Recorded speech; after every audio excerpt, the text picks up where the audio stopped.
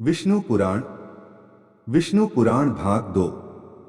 सत्यव्रत की बातें सुनकर मछली समुद्र के बीच पहुंची। एक महापर्वत की भांति समुद्र की लंबाई तक फैलकर बोली, सत्यव्रत, देखा, तुम्हारी वाणी अचूक निकली और अचूक रहेगी। न, मालूम मैं यूं बढ़ते बढ़ते क्या से क्या हो जाऊंगी।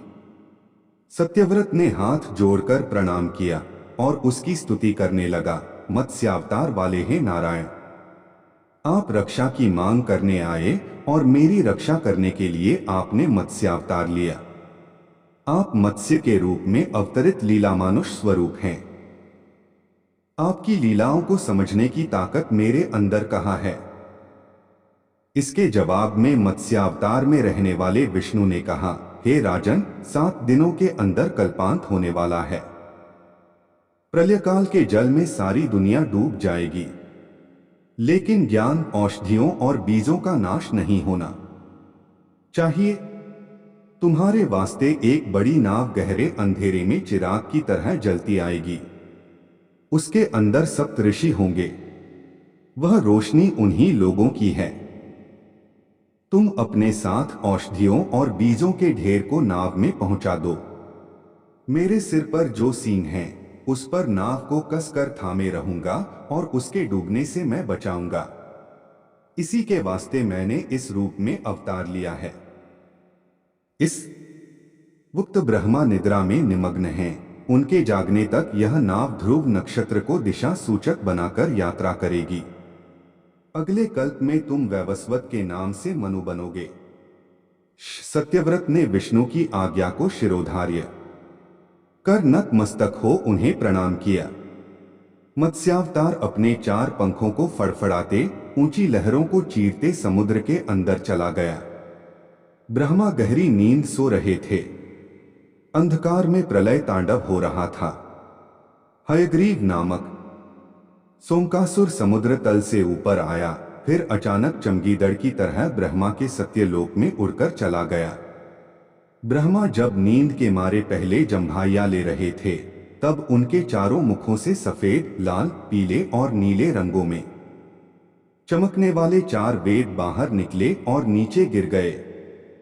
हयग्रीव ने उन वेदों को उठा ले जाकर समुद्र के अंदर छिपा दिया। हयग्रीव देवताओं और विष्णु का भी जबरदस्त दुश्मन था। वेदों के बिना ब्रह्मा सृष्टि की रचना नहीं कर सकते थे। हर एक कल्प में विष्णु अच्छाई को बढ़ावा देकर उसका विकास करना चाहते थे।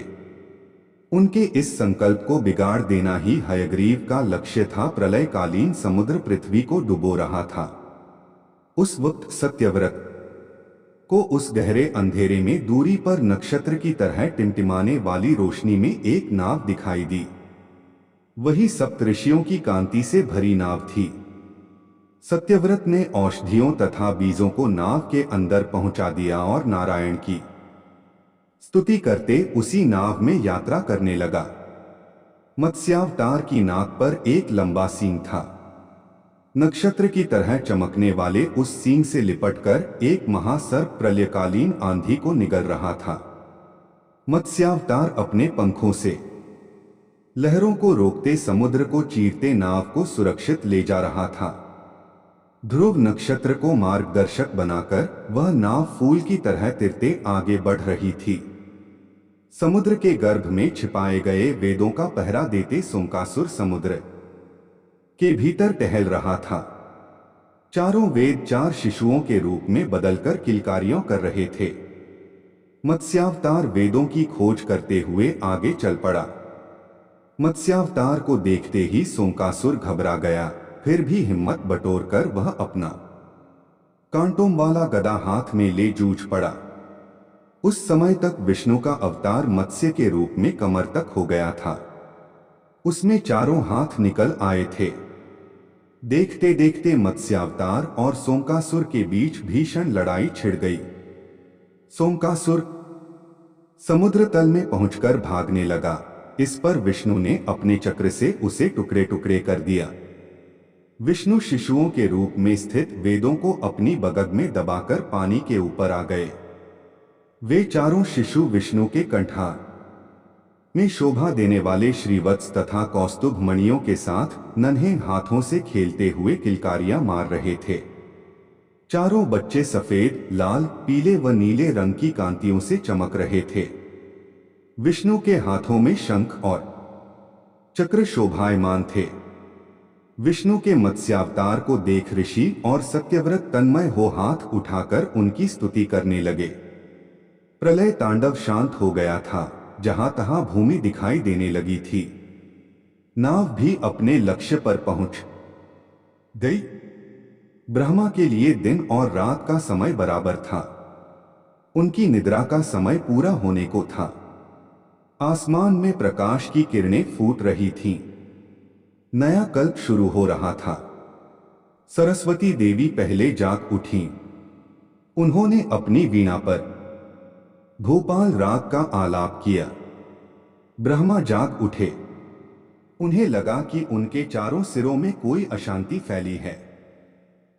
फिर परख कर देखा, वेद गायब थे। इसी चिंता में ब्रह्मा कुछ परेशान थे।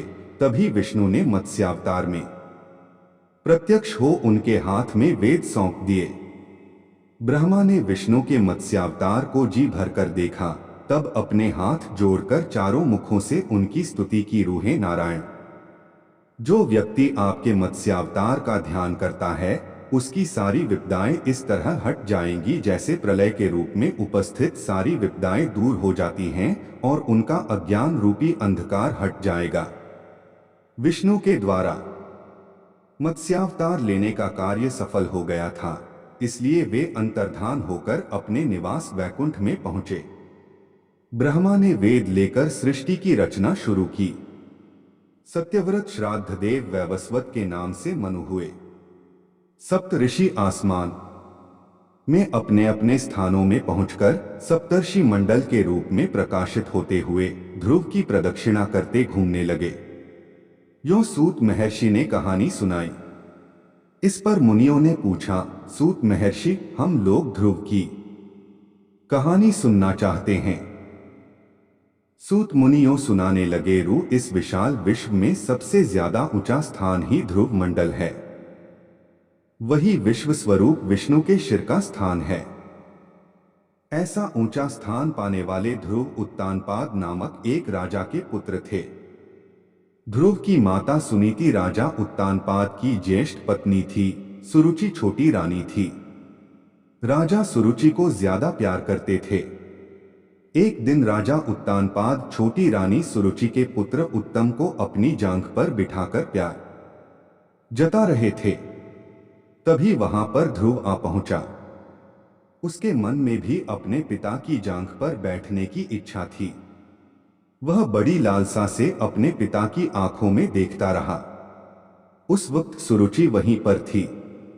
राजा सुरुचि से डरकर ध्रुव को देखकर भी अनदेखा सा कर गए।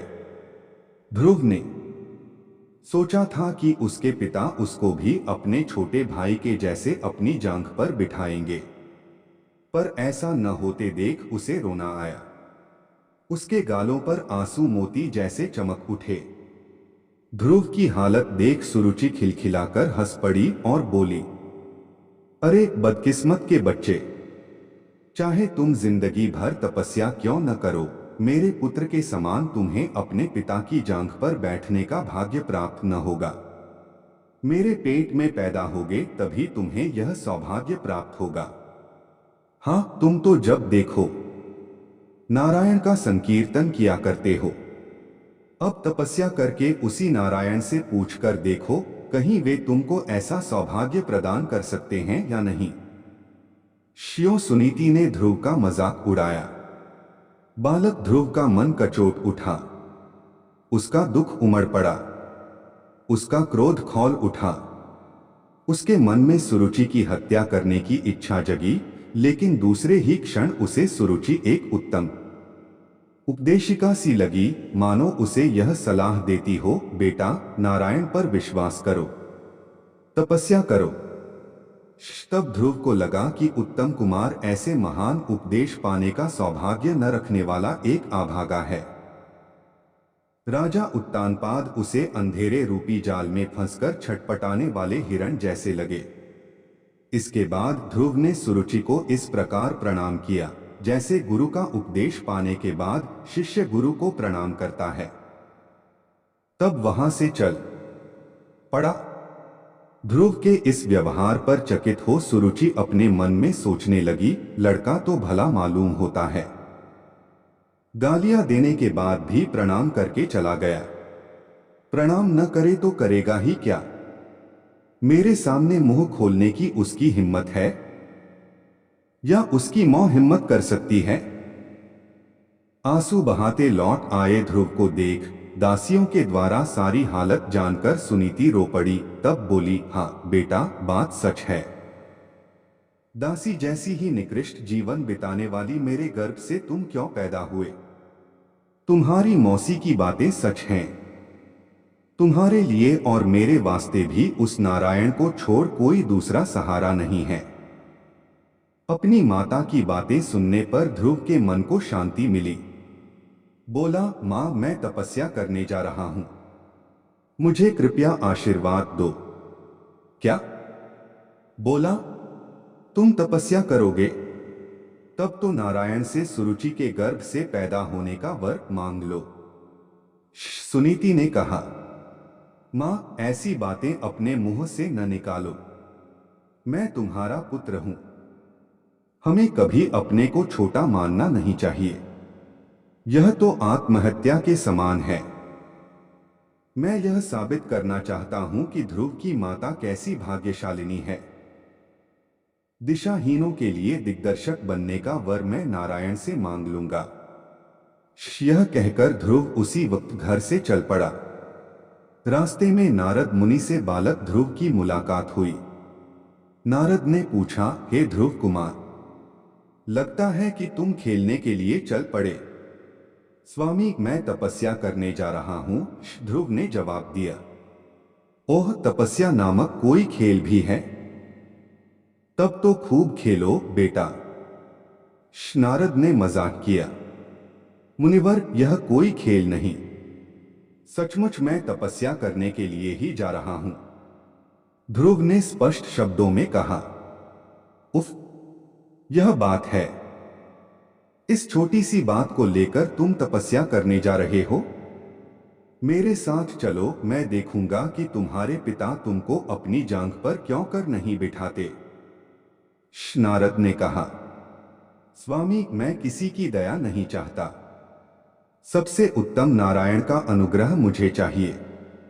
इसी वास्ते मैं तपस्या करने के लिए जंगल में जा रहा हूं। ध्रुव ने कहा, तपस्या करना कोई हंसी खेल की बात नहीं बेटा। जंगल में शेर, बाघ वगैरह खूंखार जानवर होते हैं। धूप, जाड़ा और बरसात का सामना करना पड़ता है। मेरी बात मानकर घर चलो। नारद ने समझाया, मुनिवर, मैं क्षत्रिय हूं, अपमान सहते हुए जिंदा नहीं रह सकता। क्या आप मुझे कायरता की दवा पिलाने आए हैं? ध्रुव ने पूछा। बेटा ध्रुव, मैंने तुम्हारा दृढ़ निश्चय जानने के लिए ही ये बातें कही। एक जमाने में मैंने भी अनाथ बालक बनकर अनेक अपमान और अत्याचारों का शिकार हो अंत में तपस्या की थी। तुम मधुवन में जाकर नमो नारायण का जाप करते तपस्या करो, मैं तुमको आशीर्वाद देता हूं। अपने कार्य में सफल होकर लौट आओ, नारद ने समझाया। ये बातें सूत मुनि के मुंह से सुनकर मुनियों ने पूछा, मुनींद्र, नारद ने अपमान और अत्याचारों का सामना कैसे किया? नारद का वृत्तांत सुनने का कुतूहल हमारे मन में पैदा हो रहा है।